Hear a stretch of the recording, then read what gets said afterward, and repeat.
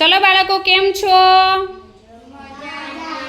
હા, તો આજે આપણે કાગળમાંથી વિવિધ પ્રવૃત્તિ કરવાના છીએ ને? કોઈકને રંગ પૂરવાની પ્રવૃત્તિ હશે, પછી કોઈકને દીવાસળીની સળીના આકારો ઉપર સળી ચોંટાડવાની હશે, કોઈકને છાપકામ, કોઈકને રંગપૂર્ણી અને કોઈકને કાગળમાંથી પંખો બનાવવાનો. એવી બધી આપણે વિવિધ પ્રવૃત્તિ આજે કરવાના છીએ. બોલ જિગ્નેશ, તારે આજે શું પ્રવૃત્તિ કરવાની છે? શું કરવાનું? હા બેટા, તારે? હા, તારે ભાઈ? હા, તમારે બેટા? રંગ પૂરવાના છે. હા, તારે બેટા શું કરવાનું છે? રંગ. તારે? તારે બેટા? તારે શું કરવાનું છે? રંગ પૂરવાના. પછી તારે બેટા?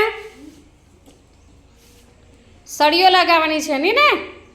હા, તારે? તારે રંગ પૂરવાના છે. ચલો એડો, બધા પ્રવૃત્તિમાં લાગી જાઓ, પોતપોતાની પ્રવૃત્તિ કરો. ચલો બધાના આકારો તૈયાર થઈ ગયા અને કાગળની પ્રવૃત્તિઓ તૈયાર થઈ ગઈ.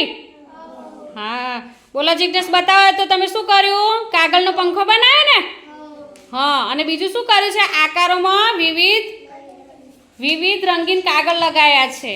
અને બીજી આ આકારો છે તેના ઉપર દીવાસળીની સળીઓ લગાવીને આકારો બનાવ્યા.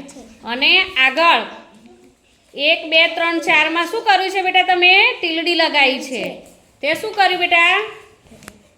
જીવજંતુનું હા, છાપકામ કર્યું છે અને જીવજંતુ બનાવ્યા છે. અને તમે બેટા પોપટના ચિત્રમાં રંગ પૂર્યો, સરસ પૂર્યો છે. હા, તમે મનપસંદ ચિત્ર દોર્યું છે, મસ્ત દોર્યું છે બેટા. તમે ત્રિરંગામાં સરસ મજાના રંગ પૂર્યા છે. તમે બેટા સરસ.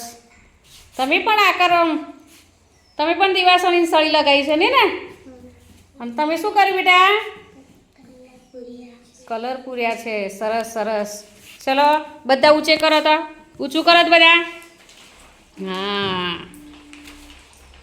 તો મિત્રો, તમને આ મારા બાળકોનો કાગળની પ્રવૃત્તિનો વિડીયો ગમ્યો હોય તો લાઈક, શેર અને સબસ્ક્રાઈબ ચોક્કસથી કરજો.